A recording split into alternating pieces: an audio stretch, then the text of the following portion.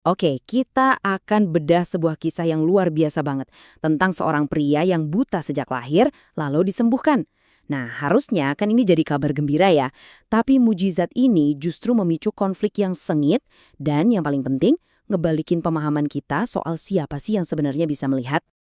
Jadi ceritanya tuh dimulai dari sebuah pertanyaan yang, wah jujur banget. Pertanyaan ini langsung nunjukin keyakinan umum pada zaman itu. Kalau ada orang menderita, pasti itu karena dosa. Entah dosa dia sendiri atau dosa warisan dari orang tuanya. Oke, kita mulai dari kejadian utamanya. Di tengah keramaian, terjadilah sebuah pertemuan yang bakal ngubah segalanya. Antara Yesus dan seorang pria yang seumur hidupnya ada di dalam kegelapan. Nah, disinilah bagian yang paling menarik. Yesus langsung ngebalikin semua anggapan itu. Dia ngasih sudut pandang yang sama sekali baru. Penderitaan pria ini, katanya, bukan hukuman. Justru, ini adalah sebuah panggung, sebuah kesempatan di mana pekerjaan Tuhan akan dinyatakan. Dan sebelum menyembuhkan mata pria itu, Yesus ngucapin kalimat penting ini. Jadi, ini bukan cuma soal bisa ngelihat pakai mata, tapi juga soal terang kebenaran. Dia seolah-olah bilang, aku nggak cuma akan ngasih dia penglihatan, tapi aku akan nunjukin kalau akulah sumber segala terang itu. Caranya juga unik banget kan? Nggak biasa gitu. Bukan cuma sekadar ngonong, sembuhlah, tapi ada prosesnya. Dan proses ini butuh partisipasi dan ketaatan dari si pria itu sendiri. Bayangin deh, dia masih dalam kondisi buta, tapi dia harus percaya dan jalan sendiri ke kolam buat membasuh diri. Ini butuh kepercayaan yang luar biasa. Nah, setelah sembuh, apa yang terjadi? Disinilah ceritanya makin seru. Pria ini pulang ke rumah, dan semua orang di sekitarnya bingung total. Para tetangganya jadi ribut sendiri. Ada yang bilang, beneran dia nih.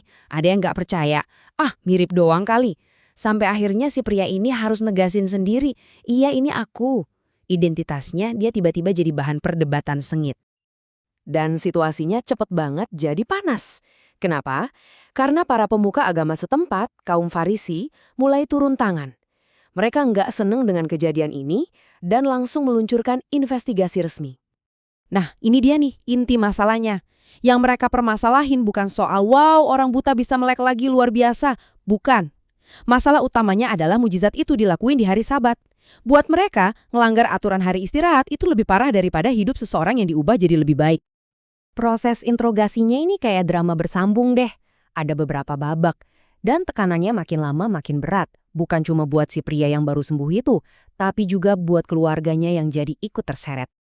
Di tengah semua tekanan itu, saat dia didesak buat nyalahin Yesus, dia ngasih jawaban yang, wow, nusuk banget. Dia nggak mau debat teologi yang ribet. Dia cuma bilang, satu hal yang aku tahu, dulu aku buta dan sekarang aku bisa lihat. Udah, itu kebenarannya dia dan nggak ada yang bisa bantah. Dan yang kerennya lagi, dia nggak cuma bertahan, dia malah jadi makin berani. Dia balik nanya ke para pemuka agama itu, jangan-jangan kalian juga mau jadi muridnya? Wah, ini kayak nyindir para penginterogasinya kan? Cerdas dan berani banget. Karena dia nggak mau ngalah dan tetap pada pendiriannya, para pemuka agama itu akhirnya ngambil keputusan. Dan disinilah titik balik emosional dari keseluruhan cerita ini. Dan apa akibatnya? Dia diusir, dikeluarin dari sinagoge. Harus diingat, buat orang zaman itu, ini hukuman yang berat banget. Itu sama aja kayak dikucilkan total dari masyarakat. Semua cuma karena dia berpegang pada kebenaran yang dia alami. Tapi ceritanya nggak berhenti di situ. Yesus nggak ninggalin dia gitu aja. Dia nyariin pria ini. Dan waktu ketemu, dia nanya satu pertanyaan penting yang ngubah fokusnya. Dari yang tadinya cuma penyembuhan fisik, sekarang beralih ke keyakinan spiritual.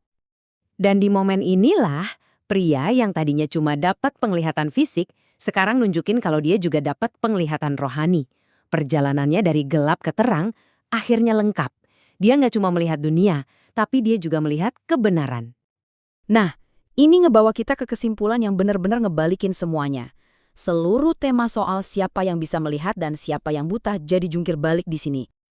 Disinilah letak ironi terbesarnya. Yesus ngejelasin orang yang sadar kalau mereka buta secara rohani, artinya mereka rendah hati dan butuh pencerahan, justru merekalah yang bisa melihat kebenaran.